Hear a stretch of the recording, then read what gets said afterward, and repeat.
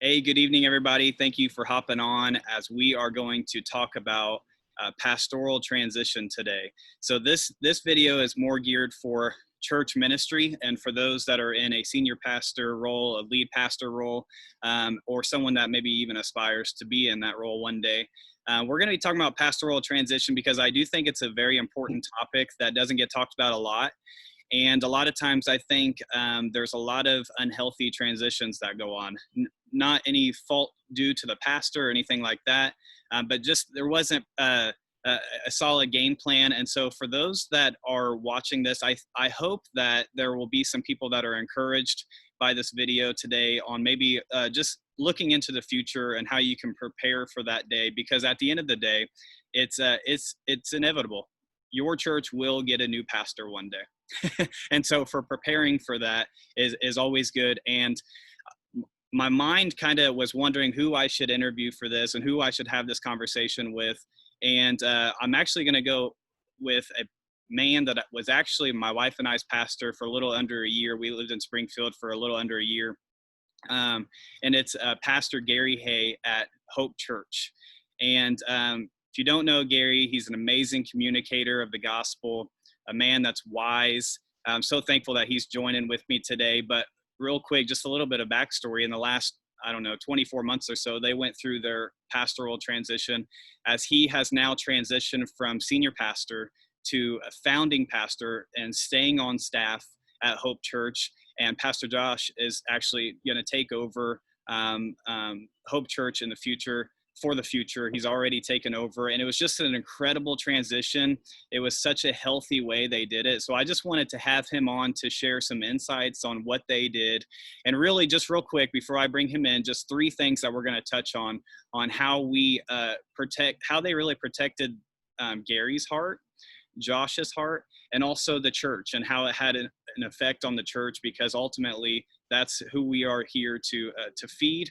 And they wanted to make sure that they did it in the most healthy way possible. So Pastor Gary, thanks for being with me today. How are you and how are things going down there in Springfield? It's going very good, Joey. Thanks so much for having me on. This is a topic that is not easy to move toward as a pastor, but it's inevitable, like you said. And I'm glad you said it that way, because sometimes we just kind of push those thoughts to the back, and then we get in crisis mode when the time comes. And that's a lot of times why they don't go very well.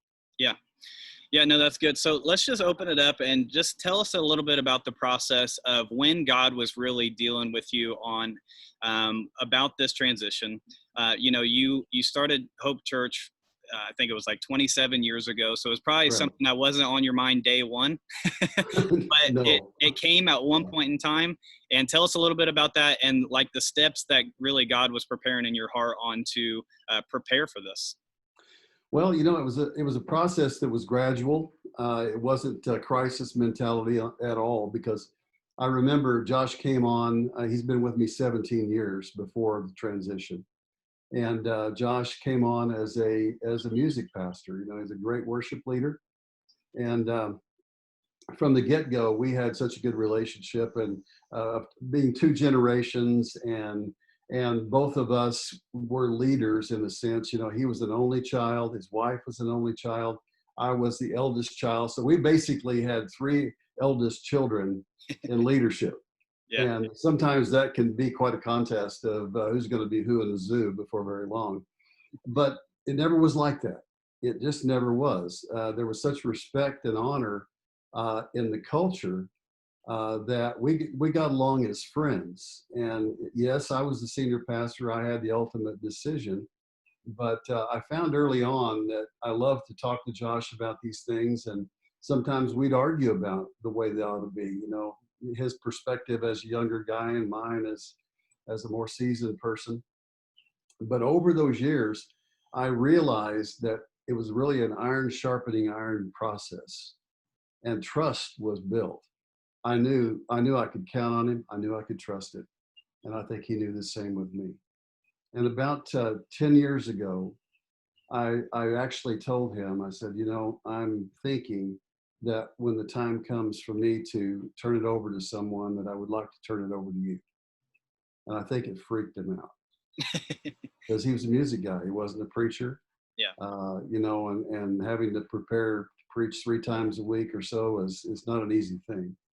And so he got broken in very slowly on that, because I'd go to Africa for about 3 weeks every summer, and sometimes do a couple of trips a year, different places overseas. And he would preach while I was gone, and it was a difficult thing for him.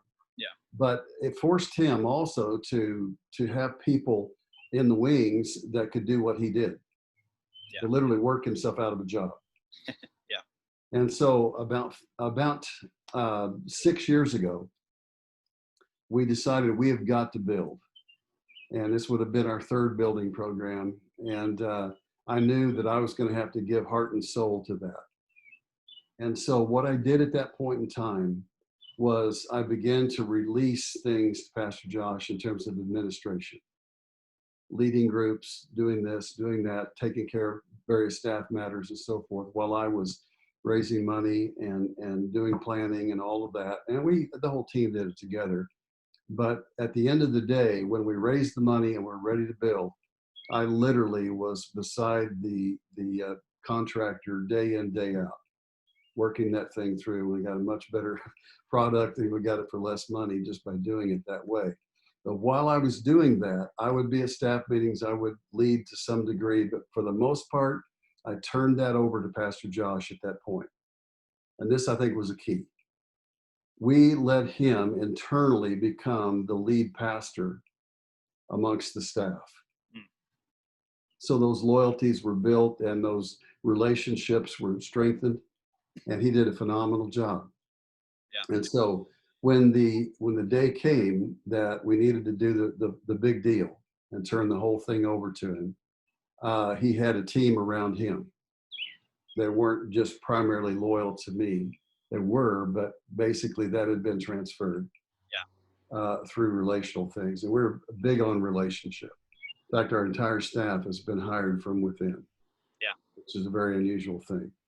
But I think that was the key, is we moved him into it gradually. He was coming to elders, trustees meetings as a non-voting member for about 3 or 4 years in that process as well. And he'd bring reports, and he'd get comfortable with all of that, and they'd get comfortable with him. And basically trust was built internally.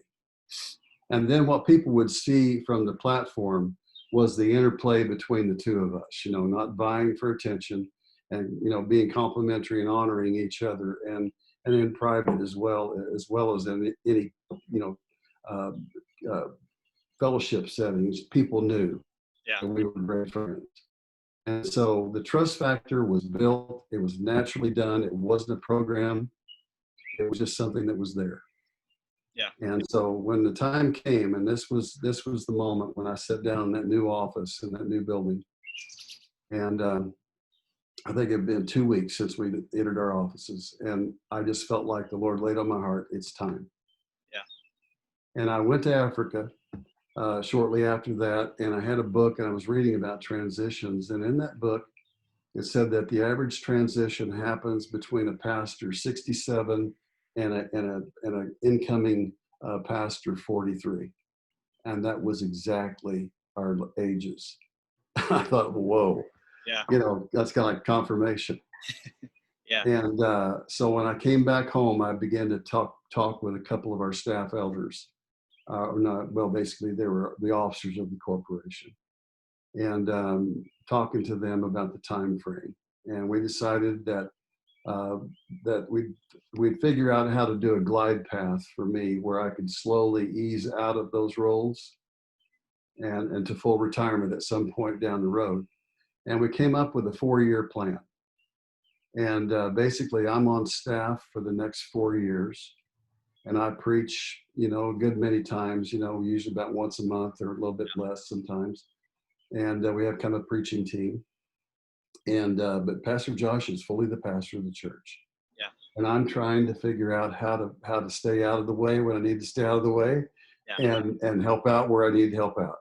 And I basically told I serve at your pleasure, Pastor Josh. Yeah, that's awesome. I'm going to go off script for just a second. Okay. But something that you just brought up that I think is so important, that it's something that our church, we've currently been trying to do a lot of, and it's kind of that work yourself out of the job.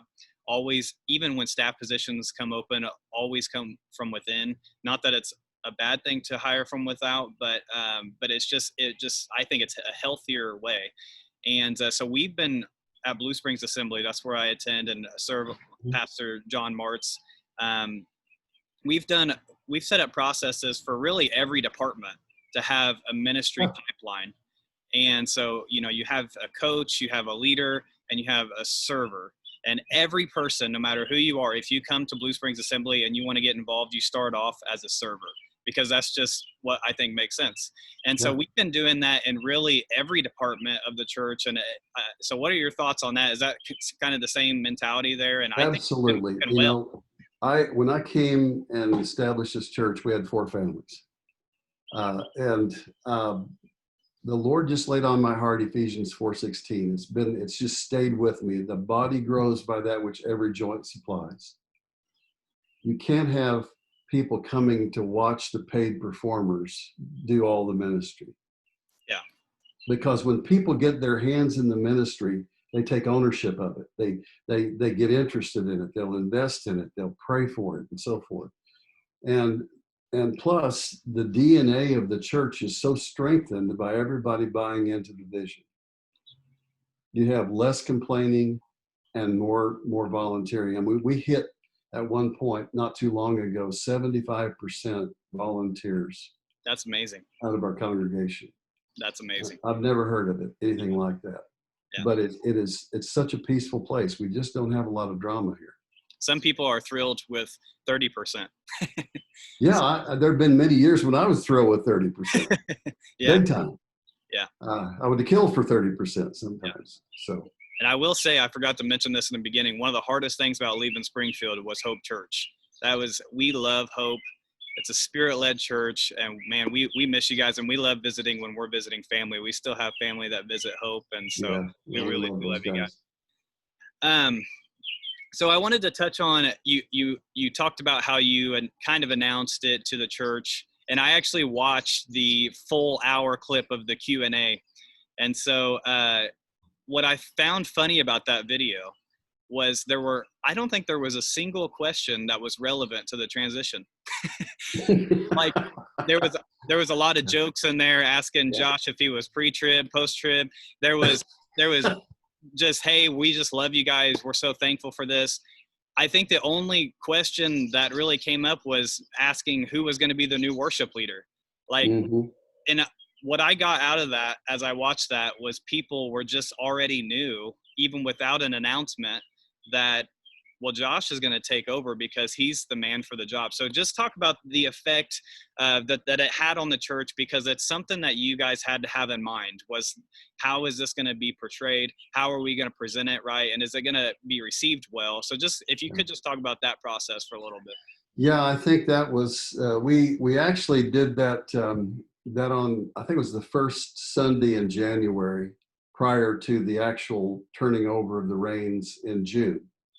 And so that Sunday we dedicated it, basically to talking about the realities. I remember a quote by an Australian guy that, today a rooster, tomorrow a feather duster. The idea that we may be a big deal in our moment, but tomorrow that's going to fade away. Yeah. And we have to be prepared for the next generation, and we have to invest highly in the next generation. We can't just try and perpetuate something that was. And we talked about that. And then we talked about the fact that there's just such a mutual trust between the two of us. And the trustees that were on the stage with us acknowledged that, and people have seen it. And so it really was just an announcement. And Pastor Josh said, if you want to know the real story, you've just heard it. Yeah. This is the real story. There's no other story. Yeah. And this is not, I don't think it was a surprise to probably anybody unless they were brand new in the church. And it was just because we had really positioned him to lead. I mean, he had as much stage time as I had through leading worship and doing other things. I just let him do so much in that last couple of years in public. Yeah. that I normally would have done, that people got used to hearing his voice. Now, we knew there will be a contingent of people that are just so dedicated to me because I have walked them through so many of their personal situations and all that. There's loyalty is going to be there. Yeah.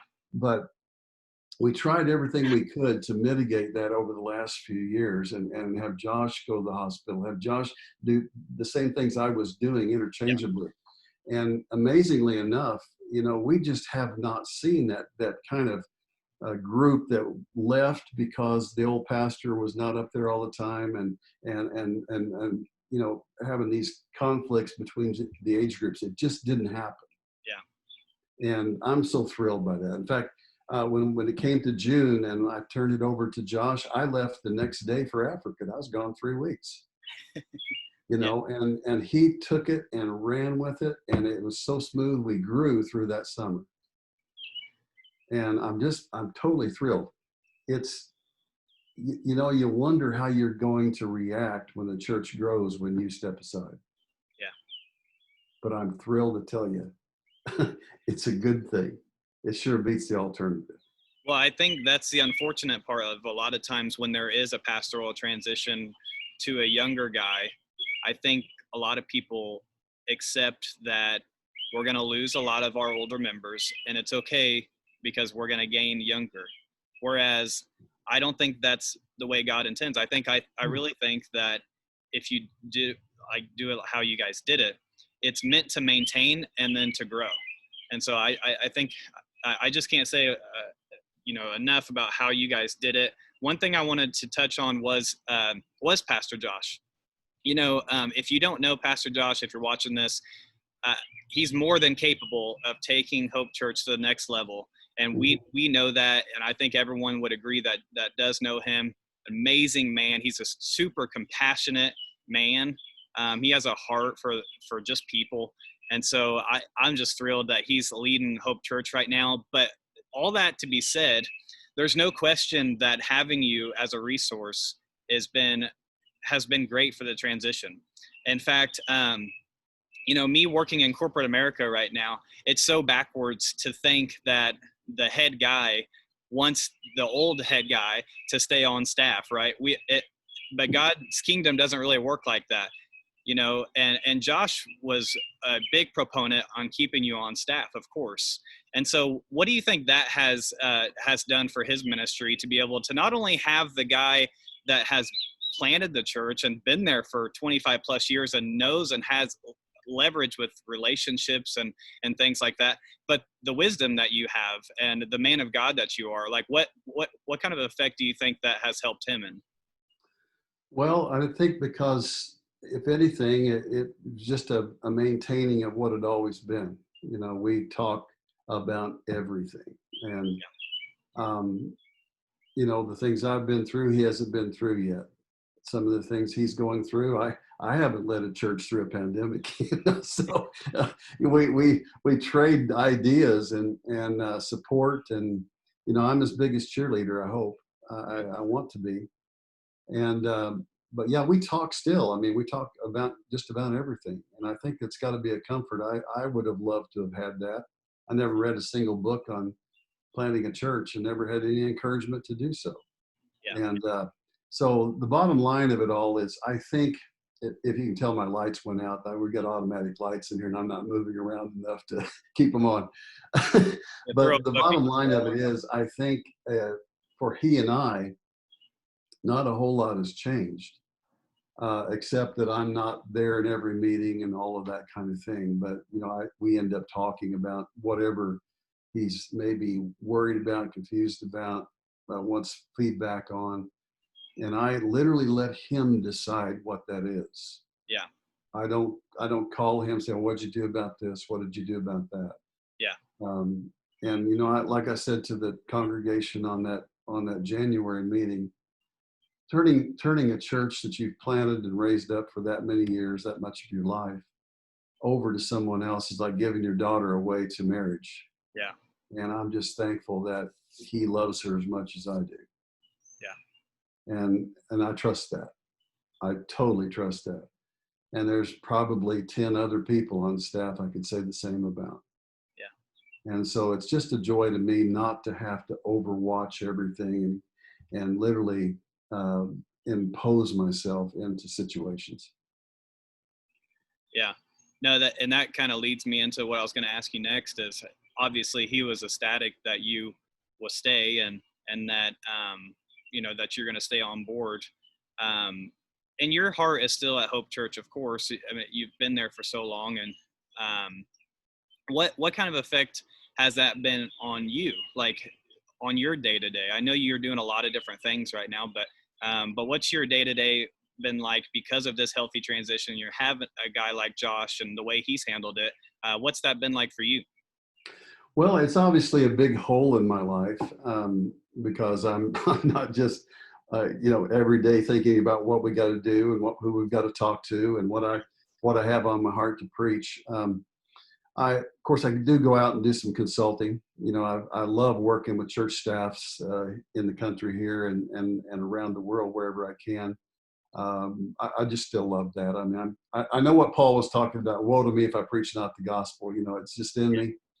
And there's nothing I like better than working with a team of pastors and their church situation. I've been through so many varied situations. I was started out in a mega church back when there were very few of them, and then came from a 5,000 member church to 4 families. So I've had the spectrum.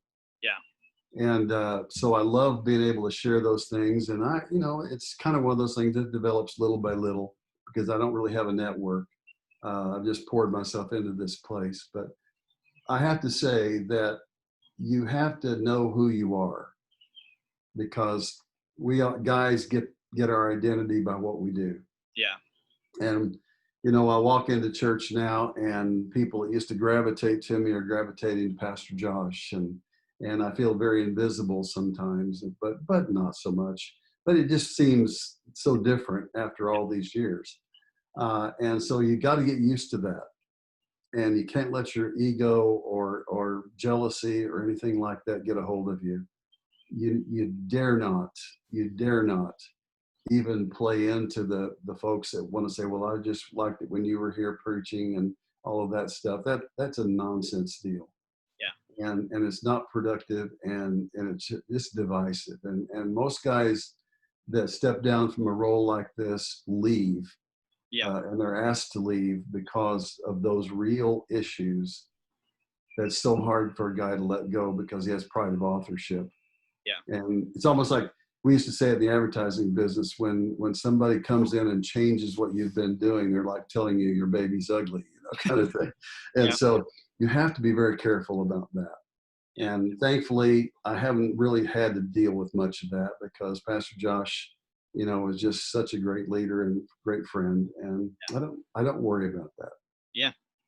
No, that's good. Well, I've really appreciated your time. I wanted to ask you one last question, just kind of what I talked about in the beginning. Just knowing where I'm going to share this video, I know that there's going to be somebody that could really benefit from understanding how important it is to plan for the future. So if someone is just kind of watching this and they're like, man, this is for me, and I don't know what our next steps are as a church, what would you tell that minister on things that they need to prepare in the future? Well, it goes without saying that prayer is a big deal. Yeah. The Lord speaks, and I honestly believe that we need to hear from God on every decision that we possibly can. There are some things we do because they're right, and this is one of them. We have got to think about the day that we either exit by health issues or exit by age or whatever. Yeah. And we have to think about the church. We have to prepare the church. We have to have a culture of honor that doesn't always fall on us. We got to share the credit with our team. And for those guys that say, I just don't know who it would be, that we would call in. And I just encourage you, please don't wait until you're ready to go to start some kind of a search. Because that person's going to come in without the DNA that you've placed in that place, and they're going to mess it up. Yeah. And they usually fail when they follow a long-term loved pastor. It's devastating. So be thinking from day one, who can I raise up? Yeah. And maybe the Lord has just put them right there beside you, and they don't currently look like the person that could fill your shoes. But God equips people. Yeah. And he uses us sometimes to equip them. And so the best thing you can do, the most palatable way you can love your church long term, is to prepare someone for a smooth, seamless transition. Yeah. Give the gift. You've been giving everything, personally, but realize you can't always do that, and do it as gradually as you possibly can. And just don't get into a situation where you're looking to, don't let the leaders of the church say, well, we need to look out here and find the most stunning preacher and this and that and the other thing. Yeah. Because they're gonna bring in chaos. I just promise you. Yeah. And to that last point, I think there were a lot of people that had the talent and maybe the ability to lead Hope Church, but I really feel that it was of the Holy Spirit, and of course we know that it was the right person, right? And I think what you said, prayer is so important in that process. I believe Yeah. that. Well, I think a friend of mine preaches a message: is this a transaction or a relationship? Yeah. And so many times in church staffing, we have a transaction. We need a children's guy, so we hire a children's guy. And we don't ever want that children's guy to move out of that role. Yeah. And if he's good, if he's talented, a lot of preachers are pretty insecure people. Yeah. And if somebody's really good and steals your thunder, there's going to be conflict. Yeah. And that's terrible, because that person is a gift to the body, just like you are. Well, I heard it said before, a young minister asked his pastor after he'd taken over a church and said, what do I do if these people are better than me at this and this and that? And the pastor just told him, well, then you're blessed. Yeah, exactly. That's right. But we don't see it that way when we're insecure and we're fighting for our own longevity in the situation. And, and pastors have to also begin to prepare financially for those changes. That's a big deal. And so, when you start looking at it 10, 15 years out, that process begins to alleviate fear and roadblocks to the kind of transition that probably everybody wants. Yeah. Yeah. And so, boy, you want to, if anything, guys, try and go out on top. Try and do a good job and make a good transition so the church goes beyond. Your ceiling is their floor. Yeah. No, that's good. That's great. Hey, I really appreciate you hopping on with me today. Any final thoughts? Anything else that you want to leave with us today? Well, there's probably 1,000 things I could say about this because it's really fresh on my heart. But it's a complex issue. It really is. Yeah. Well, lay down your life, guys. Lay down your life. It's not all about us. Yeah. We're transitional people. Everybody transitions. And so, and I can honestly say I didn't ever think about transition when I was 40, 42, 45, and even 50. But boy, it's something you should be thinking about from the very beginning, because God may have put, your Joshua right beside the Moses, and that you are. And you need to walk that person as far as you can walk them through, so that the transition is minor, not major. And that would be my encouragement. And if I can help anybody, feel free to give them my number. I would be happy to share anything and problem solve with anybody that needs help. Absolutely. Well, thank you, Pastor Gary, for hopping on, and I can't wait to visit you again at Hope Church next time we're down in Springfield. Look forward to it, Joey. Thanks so much for having me, buddy. God bless you. God bless you. Bye-bye.